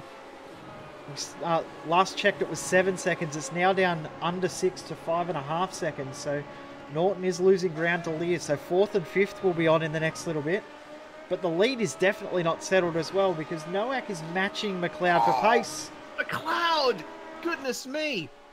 Almost contact. I think actually a little bit of contact with Brad Matheson, who is continuing to struggle out there. Cars just getting away from him in almost every corner. Matheson not having fun out there, and looked like a little bit of a tap between him and McLeod. So, goodness me, it's 1 fraction of a second's worth of an incident that can make all the difference there. That was very, very close. That could have been race ending for McLeod and Matheson. So I'm sure McLeod's heart rate will be up a little bit right now. Yes, indeed. And we'll see how that's affected his lap time as he comes across now to start lap 49. 29.9 once again for McLeod. Nowak. 29.8. Meanwhile, 29.8. Yep. So it's still on. Keeping it consistent there in almost 6 seconds between the cars, but Mitch, I think, will be watching that relative and thinking, not over quite yet. It's just hovering, isn't it? Now, another battle, too, that I've just noticed on the timing screen, too, is Scott Larnack. We've been watching him in his drive back through the field. He's now only 2 seconds behind Lear and lapping about a second quicker. So, Lear coming up, Larnack coming up to the back of that Bowen King battle, which is staying as it was. But Larnack can see Ash Lear ahead of him now, and he'll be trying to get this done as quick as he can. And Larnack's not out of a podium, the pace that he's got at the moment. No, certainly not. He's already made his way past King there down the hanger straight, and he'll be looking to get past Bowen pretty soon to continue his pursuit. And yeah, Larnack in the mid-29s at the moment, so Larnack, I think, pretty close to being the fastest car on track right now. Looking at the last lap time, he is the fastest car by about 3/10. He was 3/10 quicker than McLeod, 2/10 quicker than Nowak. So definitely the fastest car at the moment is the 112 of Scott Larnack. Yes, indeed. And just up ahead, Enrico Lennart. Oh, what's happened? In the grass. Norton's just lost a whole heap of time. He's just been passed by Lear side by side. And here comes Larnack to take advantage as well. Oh, look out, guys. Don't bang wheels. Nearly banging wheels through Luffield. And Norton, I think, will want to try and maintain this position, but I don't think he has enough car to do it. Lear, on the other hand, they almost touch. Almost. Lear goes through. Norton into the AstroTurf. Just held on too. Well held. But Larnack is through and now really pressuring Lear. So I'm going to go back and check what happened to Norton just quickly. Yep, we'll get a quick CPR replay because I don't think Larnack's going to be close. He lost it on his own coming into Priory. That's a real shame for Norton. He was doing so well there. Oh, he actually got tagged by Trevor Mack. As he came to a stop, rather. There was no fault there. CPR replay up on screen. Just easy one to do. Probably that damage that we saw earlier. Oh, yeah, front nose. Got run over by Trevor Mack there. Indeed it did. But I don't believe any fault there. Meanwhile, Lear and Larnack incredibly close. Coming up to more lap traffic. Jonathan Ben in position 21. Lear trying to go defensive there from Larnack. Tell you what, Christopher Norton has managed to stay with these guys, which is pretty impressive considering the run that he's had recently. Considering how banged up that car looks too, he's doing a great job. But Larnack, he's ready to pounce. He wants to get up as close as he can to a podium spot. Side by side, they're going to go. Oh, there we go. Larnack switching to the inside. He's going to try and go for the move. No, he's going to slot back in. I think it's always better to pressure than to go for the move where it isn't warranted and tag someone. So Lear maintaining fourth position for the time being. But Larnack, you can see, he's climbing all over the curbs. He's got that car worked out. Meanwhile, the battle between Dean Moll and Trevor Mack up ahead of them. And that's for position as well, so yeah, those guys are fighting. We've seen Dean Moll, he's not worried about the lap cars or the cars behind in their battles. He doesn't care if he's getting involved. If he's in a battle of his own, he's going to fight for it himself. So, they're going to go around the outside. Goodness me, and Trevor Mack, I think there wasn't anything else he could have done in that situation. There we go. And that was quite the adventure for Trevor there, just losing it in the middle of club. Real shame though, because he's lost quite some time to his closest competition. I don't think Moll will be complaining though. He's no longer under pressure for position. He can let the battling Larnack and Lear by at his leisure. Well, here we comes go. Larnack. Yep, side by side now down the front straight, and Larnack has the inside. Oh, Lear with the better run though. Larnack's going to go for it. Going to go side by side once again, and Larnack is through on the exit of Cops. Textbook move there. So now, Moll is the only factor remaining in this. Yeah, they'll be wanting to get past as quick as they can. CPR replay up on screen, because that was a really good move from Larnack. He set that up on the exit of the final corner, just timed the run perfectly.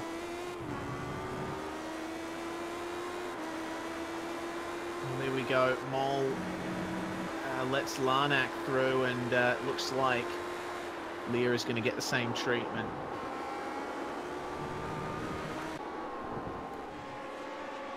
Can Norton get it done though and stay with these guys? I think his car's too damaged. Yeah. I don't think he can hang with these guys. He's going to get past. Well, Moll's let him go, which is good to see. I think Moll recognises he doesn't have anything to defend right now. Yeah, McLeod's responded to that threat from behind from Nowak. The last lap were identical, but the lap previous, back into the 29.2s from McLeod. So he's really starting to capitalise on that new tyre advantage he's got. 53 lap old tyres for Nowak, 18 lap old tyres for McLeod. But Larnack is the fastest car on track.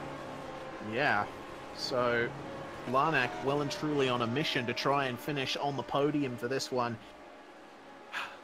With the amount of laps left in the race, I don't know if it can be done. I mean, Larnack is definitely fast. He's lapping much quicker than Dane Burns is right now, but Dane is very far ahead.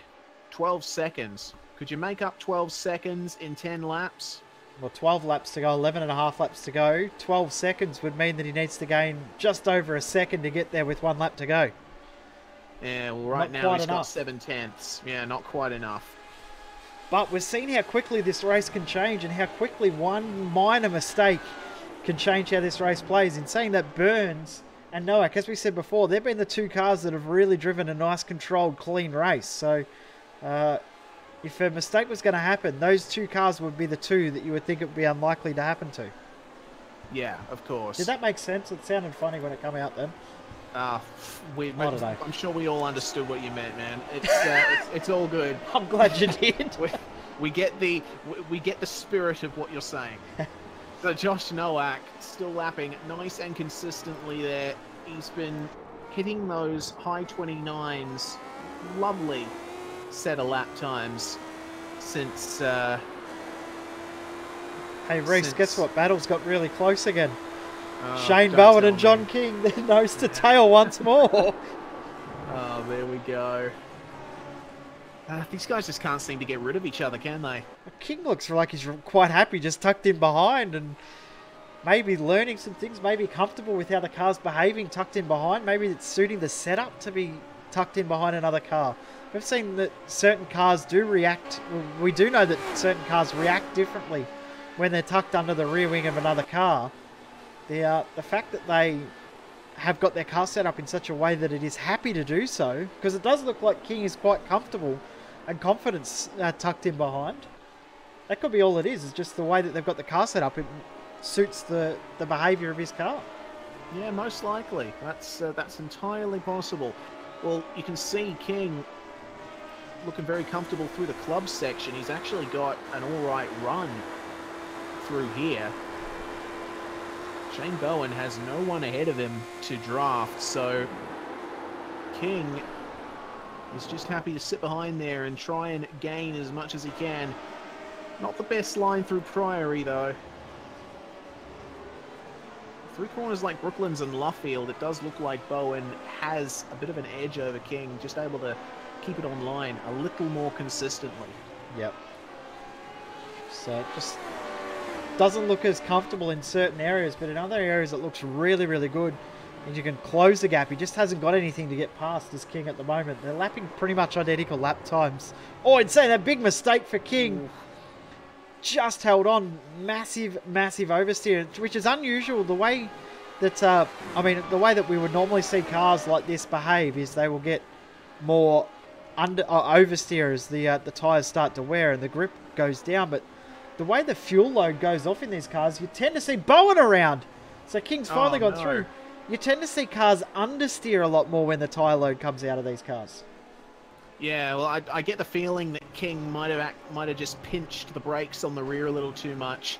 Tiny bit of a lock coming into Cops. So, I mean, what happened to Bowen was... Oh, he hit the wall hard too. Yeah, he did.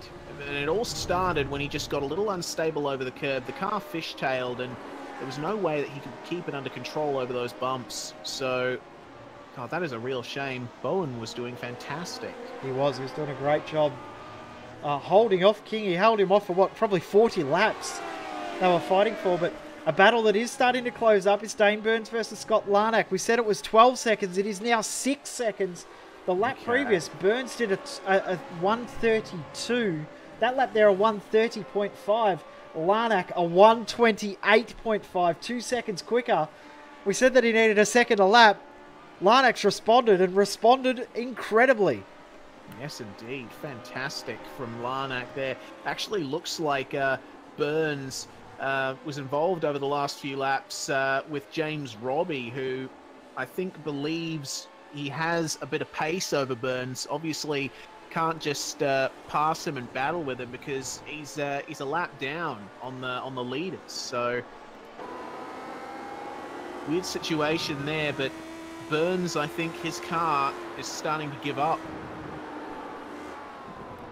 His car's a little bit damaged at the front. We said before that his car and Noak's car both look very, very clean and straight, but that front wing on Dane's car now looking a little bit bent up. Yeah, the front left of that wing looks a little bit crooked and a little bit unsettled now, so definitely not all plain sailing for podium spot. We are still on for the podium with 8 laps to go. Yes, indeed. Now, let's take a look at where Larnack is. He's just coming into Luffield now, and yeah, that gap is a lot tinier than I thought it would be at this stage. So 8 tenths. Burns, yeah, Burns with a 1:30, 1:08. Larnack 29.3, so 8 tenths of a second. It's now down to 5.3 seconds. 7.5 laps to go. Still plenty of time for Larnack to potentially take a podium back. And what a recovery that would be for him, especially considering there's not one, but 2 incidents on lap 1 of which was contact. Mitch McLeod's run has been brilliant to behold, but I do think Larnack has had to work a little bit harder in that respect. Well, Larnack was originally looking the way his car behaves, that he was looking to go similar strategy to McLeod with that shorter fuel load and pit halfway or a little bit after, and then he pitted on lap 2 to get damage fixed, get a full tank of fuel. He obviously couldn't take tyres then as well, but really good recovery drive from pitting on lap 2 for Larnack. Even to get back into 4th position, I think it's an incredible job, considering he was in dead last, 27th position, halfway through lap 1. Yes, indeed, and coming up to the end of another lap now, and he looks as in control as ever. So we'll see what kind of lap time he can do this time around. Dwayne Burns is about to cross the line, start lap 58, and that is a 29.887 from Burns, which is quite impressive, actually. But 28.445 wow. from Larnack. That's Larnack's fastest lap of the race. Oh, and a car off, actually. James Robbie actually going off at turn 1. Looks like he just got a bit of a fishtail going on into turn 1, and I mean, from that, there's not really any recovery that can be made. No, it's just what you're talking about before. Robbie thinks he's a little bit quicker than Burns. Probably tried to put the power down a little bit too early, and actually it looks like it started from just clipping the grass at turn-in on the outside of the circuit, and around he went. Another driver to watch at the moment is Daniel Atchison. He's trying to come back past and get past Joseph Cardamone. Have a look at how close these guys are. Yeah, definitely not over here for the lower positions in the top 10.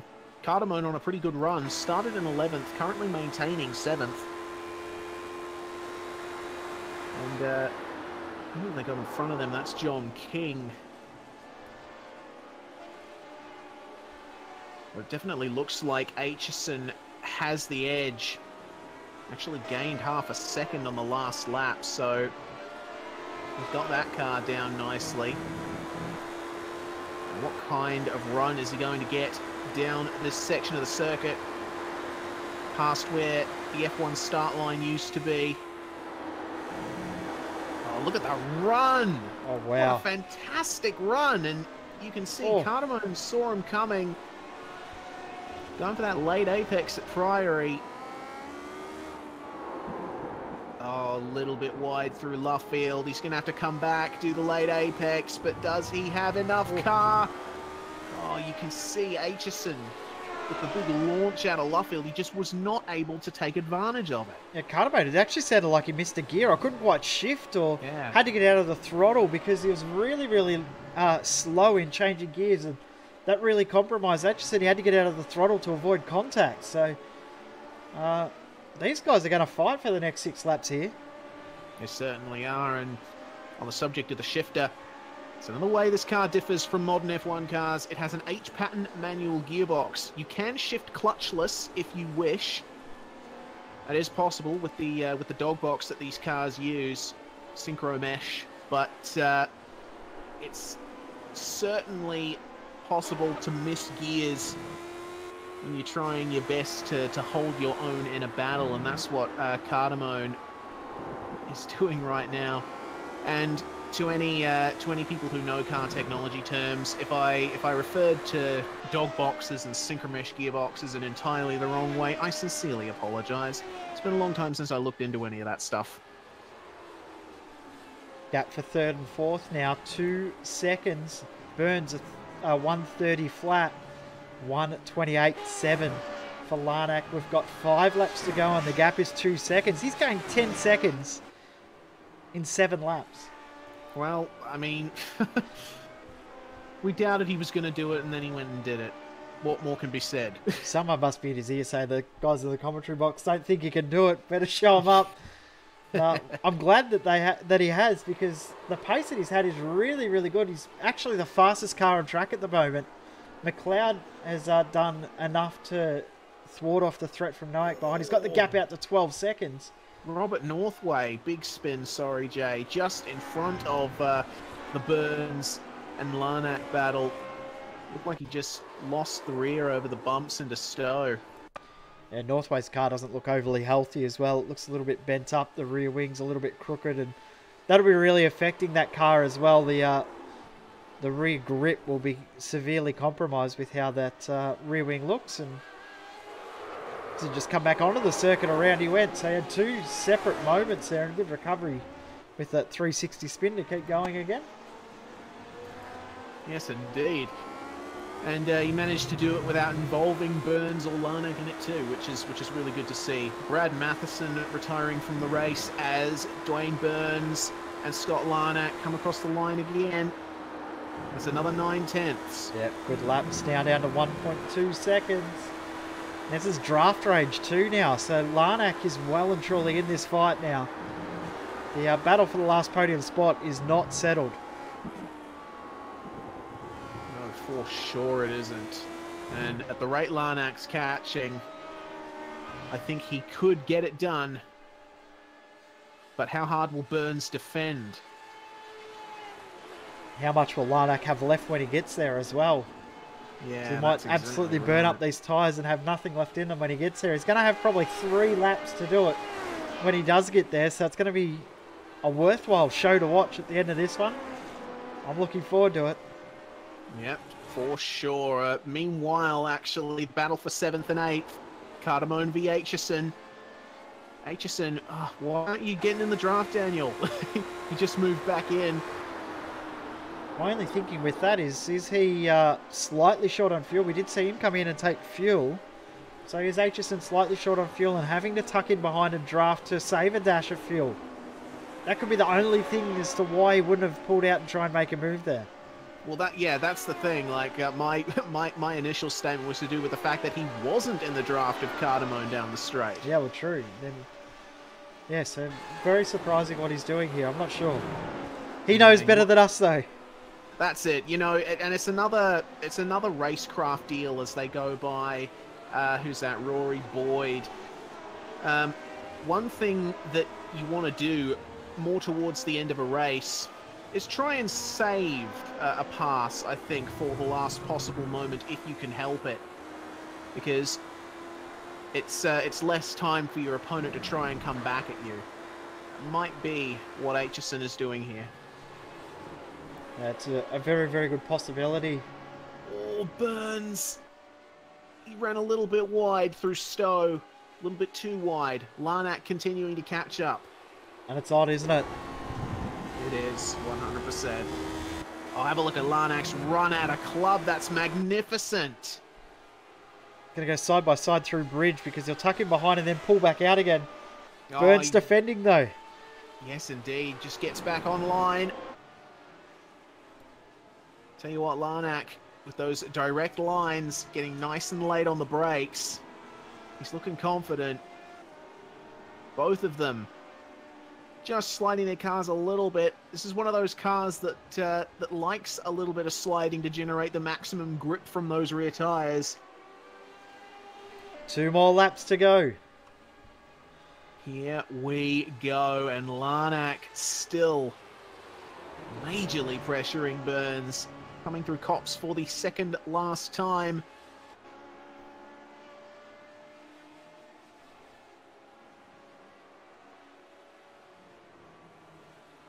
Oh, a little bit of a mistake from Burns over the curb. He's holding on very nicely, though, it has to be said. Is he going to be able to hold on for another 1.5 laps? So Larnack tucked right in underneath with the draft. Doesn't look like he's got enough yet, but it almost looks like he's pacing himself, waiting for the moment, trying to work out where he can get this move done, isn't he? Yeah, that's it. That's what I'm talking about with Aitchison before. You got to try and make sure that when you make the move, it sticks. And have a look at Larnack, another brilliant run out of club, and Burns almost moving over on him.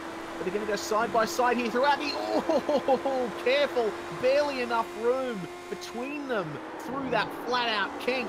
And Larnack now, he's all over the back of Burns, trying to experiment with his lines, just trying to make that move, get up the inside on the exit. But he just can't hook it up right now. It's going to be white flag for these guys. It was white flag for Mitch McLeod some time ago. He's just making his way through the Beckett's S's and onto the hangar straight, but this battle for third is definitely where it's at right now. Coming into Copse, Larnack is running out of opportunities to get back a third place from what we all thought was a race was over. Oh, what a fight this has been. What a drive this has been from Larnack to come back through. Both McLeod and Larnack having issues on lap 1. Larnack almost into the rear of Burns. Oh, it actually made him hook up the exit really well, though. It made him straight line the exit of the corner, but Burns is going to defend here coming into Stowe. It is possible to pass around the outside of this upcoming corner, but I don't know if Larnack will be able to do it. He's going to go for it. My God, look at that. What a move. Round the outside, if you don't mind. What a pass from Scott Larnack. Go to the front, though, because Mitch McLeod... Oh, look out. Oh, Burns off the circuit. Oh, goodness, he just ran off, and that is going to be the floor of his car destroyed. Congratulations, Mitch McLeod. What a drive through the field. Well done in strategy. Picks up the win in the classic British Grand Prix in the Major Series. Yep, beautiful victory from Mitch McLeod. I don't think I've seen a finer drive in this series so far, but Josh Nowak, how about him? A well-deserved second place finish, not a single scratch on his number 73 car. A brilliant performance from the current international division championship leader.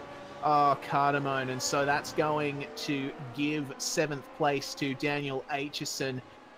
Scott Larnack, though, how about him? Recovering to finish 3rd. A brilliant drive from the TTL Esports driver, and Dwayne Burns. It was an admirable effort from him, but he holds on. Yep. Burns will be pretty happy with the 4th, considering where his championship rivals have ended up. Nowak, the only one in the championship hunt around him that finished higher. So, whilst 4th isn't where he would have liked, he'll be happy in the way the championship has fallen around him. But what a move on that last lap from Larnack. That was a great pass. Certainly was. I think that's among the passes of the season so far in majors that I've seen. Brilliant stuff. So other cars just crossing the line now. Shane Bowen will finish behind John King. That's how that battle is going to end up. Bowen nearly got back up to the rear of John King as well. We're going to get another replay from that pass on the last lap, though, because we were on board with Larnack, and it was a very, very surprising move how he got it done. But from outside, it looks even more spectacular, that pass. It certainly does. I was watching from rear chase view, and I went, my goodness. How do you get a move like that done? Well, that is how one of the first true downforce racing cars works around Silverstone. What a spectacle. What a race. What an event. Fantastic race that this has been. But Mitch McLeod comes onto the front straight to take in the victory. We might run through the race results. Yes, indeed. So, Mitch McLeod in car 958 A brilliant victory, pitting halfway through. Josh Nowak coming home in second place, not pitting. Brilliant drive from the championship leader. Larnack recovering to finish third, as we said, and Burns holding on for fourth. It could have been third. It was almost third, but were it not for that great pass from Scott Larnack, it may well have been the case. Ash Lear coming home in fifth place. Another good drive with Christopher Norton. Some troubles with lap traffic, unfortunately putting him out of contention for a podium position. He has to settle for sixth. Daniel Aitchison taking seventh with Joseph Cardamone in eighth. Brett Loxton in ninth, and Robert Northway, despite the amount of damage that he received over the course of the race, he comes home in 10th. In 11th position, we've got Dean Mole with 12th, going to James Robbie, Rory Boyd, and John King. Shane Bowen, the next place finishes 13th, 14th, and 15th. Trevor Mack, the last driver, one lap down. We've got Daniel Stevens finishing in 17th position. Petulus in 18th, with Oliver Sells in 19th, and Scott Griffiths in 20th position. Jonathan Ben in 21st, with Enrico Lennart in 22nd. And then we go for our retirements. Bradley Matheson, he stuck it out for a very long time, despite some numerous problems with the handling of his car. Chris Purnell, Adam McLeod, Matthew Clote, and Bo Albert completing your 27 car field here. Unfortunately, those guys did not see the finish. What a finish it was. A brilliant event. Absolutely fantastic race. And the Major Series again turns it on. We say it every single round of the Major Series that this racing gets better. Every single race, something happens that is such a talking point to go on after the race. And we've loved every single race of the Major Series so far. And every single race, the final lap turns on something absolutely incredible. Yes, indeed it does. And it looks like we have our first driver awaiting an interview here. We've got Josh Nowak in at the commentary box with us, our second place finisher. Josh, that was a very good race from you. A quiet one, not involved in a huge amount of battles, but still a second place finish. You've got that championship lead maintained. Yeah, definitely. Coming into this race, I was really keen for this car. Loved the Lotus 79. Well, at least used to. And yeah, then got into quali, and I saw I was a bit off the pace compared to Mitchell and Scott, and I just wanted to get that top 5 and secure and maintain that championship lead, which went really well in this race. How was the car coming towards the end of the race? Because I noticed you were one of the guys that decided to go for that super long run. Yeah, the tires, they were gone, but it made it interesting. Had a couple moments there in the last couple laps, but survived. Really surprised by how the tires held in.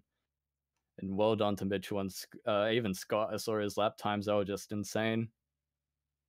Yeah, it makes you wonder what could have been, I suppose, with Scott with his lap 1 issues. But still, you were there to pick up the pieces, Josh. And coming up to these next few rounds of the season, we've got the Spa 2.4 coming up.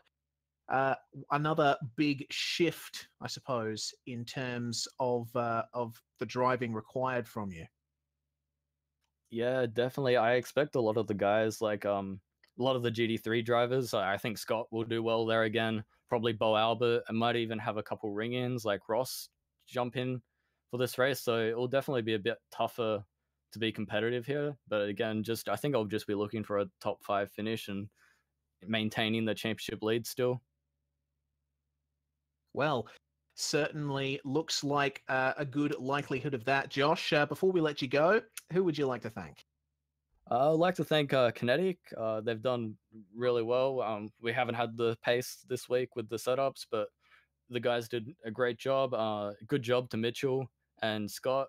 They did great. Scott, especially with his drive back through the field. And yeah, I'm going to go order my pizza. Thank you. Thanks to you guys as well. You do a great broadcast each week. No worries, Josh. Thank you very much. Enjoy your pizza. We will chat to you next time. So that was Josh Nowak, Jay. Looks like our next interviewee is our third place finisher with a great recovery, eh? Yeah, very, very good recovery drive from Scott Larnack. Scott, talk us through what happened on lap 1 firstly. A little bit of a disaster. If you could have planned a horrible lap 1, I think you pretty much nailed it.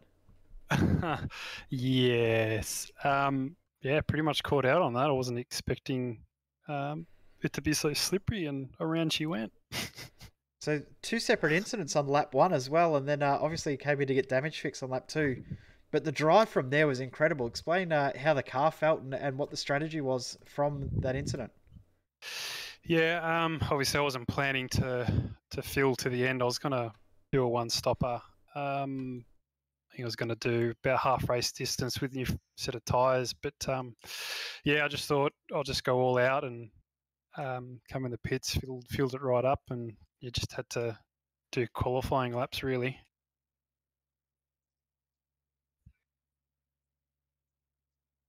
And that pass on the last lap as well, that was very, very incredible. We sort of thinking with 10 laps to go, we were thinking with 10 laps to go, you might not have enough time, but all of a sudden you closed up. Was the plan from there to pass at that point, or were you thinking you might have had a different spot to make that move?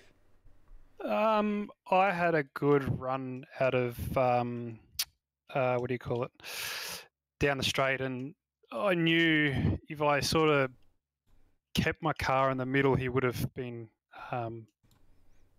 vulnerable in Stowe, I think it was, and I just thought I'd stick it on the outside, and yeah, it worked. Well, it was an absolutely thrilling pass, probably the pass of the day for Reese and I. So well done on a great recovery drive. And when you were all the way back in 27th on lap 1, we didn't think that you had any chance of a podium. So congratulations on a great drive through. Thanks, guys. Reese, I think that's the night done for us. Yeah, certainly. And what a night indeed. Certainly enjoyed that one. Bit short for a majors event, but hey, short and sweet. That's how we like it a lot of the time, eh? Well, we haven't got our breath back yet from that, so it's been an incredible night of racing. And even though it was short and sweet, the action we had was more than what we've seen in many other races we've had in majors throughout the year. Yes, indeed. And, well, if that's anything to go by, I think the Spa 2.4 is certainly going to be really good as well. Of course, it's another wholesale change from, a circuit like Silverstone to a circuit like Spa, from 70s Formula One cars to modern day GT3s, but I'm definitely looking forward to it. Once again, the quality of this field certainly is something to behold. We've got drivers all over the place with a very wide skill set, as you can see. Yeah, exactly right. We've got that, and then we've also got the Pocono 500 not long after it as well. So we've got a few really cool races. I don't know, we've got a few ringers who have already been messaging me asking about the Knoxville Nationals in a few weeks as well. So we've got absolute polar opposites from this car over the next 5 rounds of this championship. We've got Spa 2.4, Pocono 500, Knoxville Nationals, Japanese Grand Prix in the Formula One, the modern Formula One, and then the Bathurst 500 in the V8 Supercars. Every single race from now to the end of the championship is absolutely different from everything else.